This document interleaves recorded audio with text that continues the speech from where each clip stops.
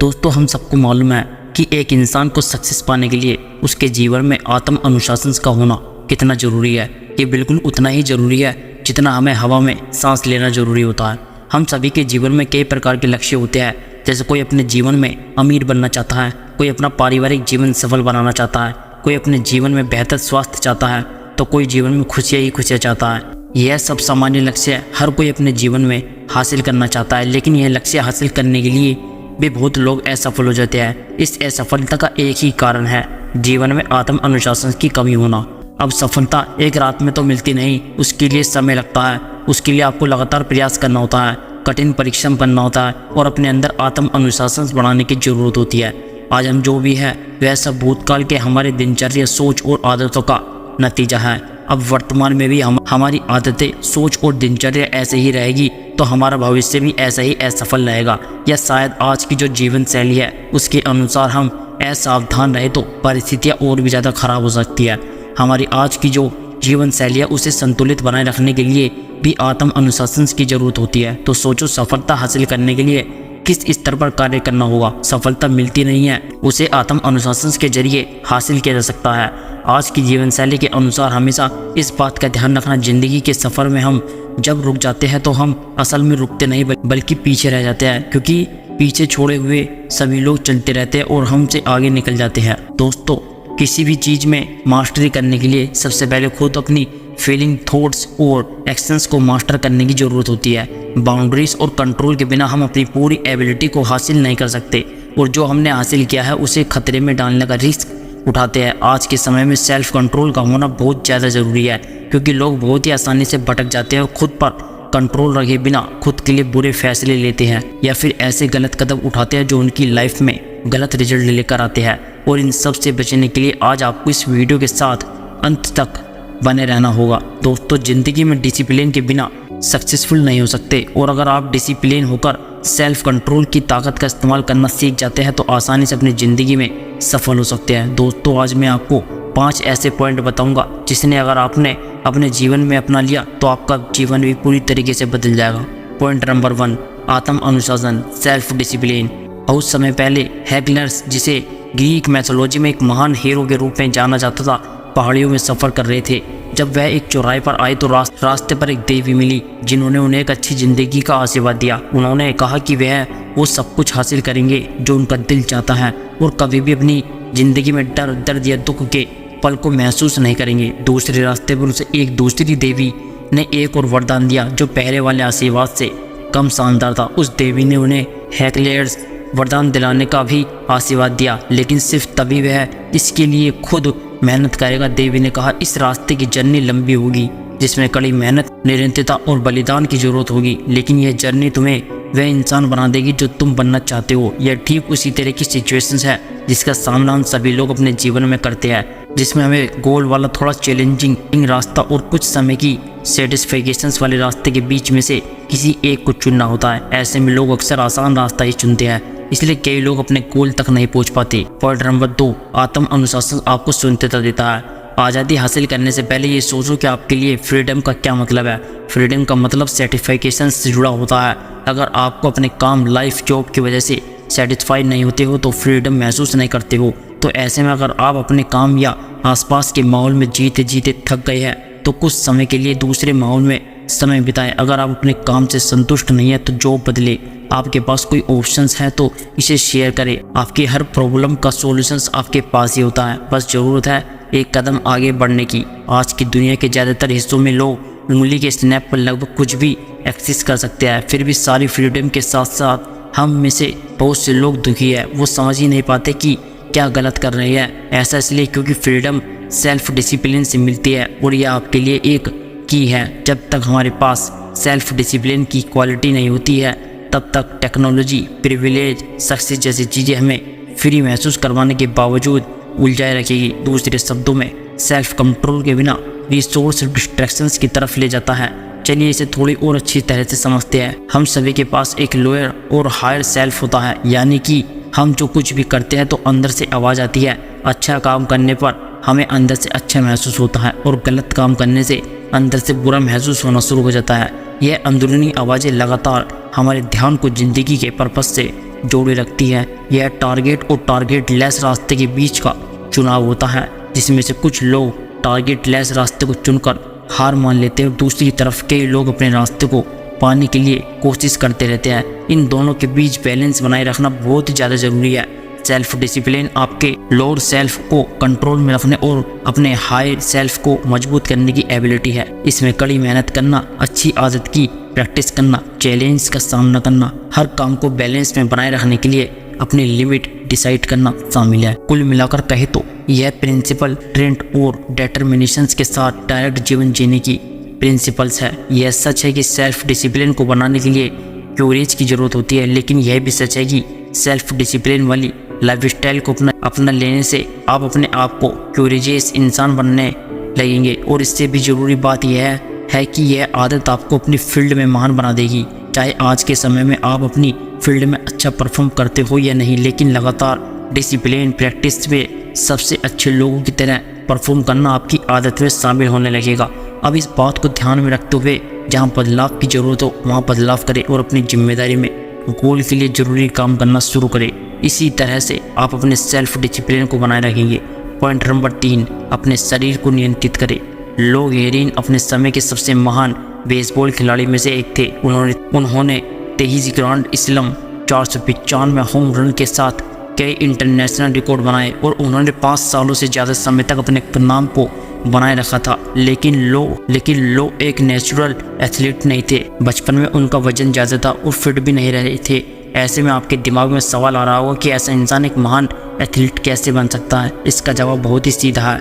उन्होंने दूसरे average players की कंपैरिजंस में मुश्किल ट्रेनिंग को समय पर डिसिप्लिन सालों तक किया। उन्होंने अपने गेम के हिसाब से सिंपल से वर्कआउट और डाइट प्लान को कंसिस्टेंस फॉलो किया ताकि वे अपने आप को फिजिकली फिट और स्ट्रॉन्ग बना सके। अपने शरीर के बारे में सेल्फ डिसिप्लिन होने का मतलब है अपने धैर्य को बढ़ाना और लंबे समय के लिए अपनी सेहत में इन्वेस्ट करना ताकि आप लंबे समय तक ज़्यादा हेल्थी रह सके। इसमें एबिलिटी बढ़ती है, आलस और डिप्रेशंस कम होता है और आप मुश्किल सिचुएशंस का मुकाबला करने के लिए कैपेबल बने रहिए। ऐसे कई छोटे बदलाव हैं जो आप अपने फिजिकली फिटनेस के लिए कर सकते हैं ताकि आप अपनी ज़िंदगी का खेल जीतने से पहले अपनी हेल्थ को जीत सके।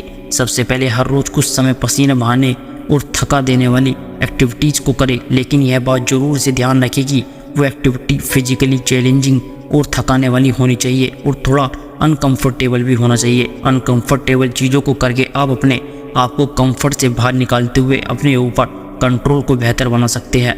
हो सकता है कि कुछ लोगों की लाइफस्टाइल को देखकर आपको लगता हो कि सक्सेस का मतलब तो ऐशो आराम से ज़िंदगी को जीना है, यह इसका मतलब स्ट्रगल करना तो बिल्कुल भी नहीं है। लेकिन सच में ऐसा नहीं है। सक्सेस के लिए आपको आसान और कमज़ोर चीज़ करने के बजाय मुश्किल कामों को चुनना चाहिए। अपने आप पर हार्ड होने से आप खुद को स्ट्रॉन्ग बना पाएंगे, इसलिए खुद को ट्रेन करें। अगर आप कम चीज़ों और कम कंफर्टेबल चीज़ों के साथ सेटिस्फाई रहते हुए लगातार मेहनत कर सकते हैं तो आप आखिरी में अमीर, वेल्थ और ज़्यादा पावरफुल बनेंगे। पॉइंट नंबर 4, मन शांत करने के लिए अपने शारीरिक आत्म अनुशासन का निर्माण करें। जब आप फिजिकली लेवल पर सेल्फ डिसिप्लिन रहने की प्रैक्टिस करते हैं तो अपने दिमाग को अपनी पूरी एबिलिटी से काम करने के लिए मजबूत बनाते हैं। ये सुनने में काफ़ी आसान लगता है, लेकिन यह इतना ज़्यादा आसान भी नहीं है। न्यूरो साइंटिस्ट लीजा फेल्डम बेरेट ने बताया कि दिमाग को फंक्शंस काफ़ी हद तक शरीर की हेल्थ पर डिपेंड करता है। अगर आप फिजिकली लेवल पर कमज़ोर है तो आपका दिमाग भी सुस्ती से काम करेगा। इसलिए अपने आप को फिजिकली स्ट्रॉन्ग रखने और दिमाग को कंट्रोल रखना ज़रूरी है। इसके लिए आप जो सुनते हैं और करते हैं उस पर कंट्रोल रखें। अगला स्टेप, अपने दिमाग को बैलेंस बनाना सीखें। देखें कि कन्फ्यूज़न के समय आप कैसा महसूस करते हैं, कैसा सोचते और कैसे रेस्पॉन्स करते हैं, क्योंकि ऐसी सिचुएशंस में लिए गए डिसीजन से हमारी ज़िंदगी एफर्ट होती है। इससे संबंधित एक आइडिया है, शांत रहो और आगे बढ़ो। हर एक सिचुएशंस और आपके रेस्पॉन्स के बीच एक छोटा पल होता है।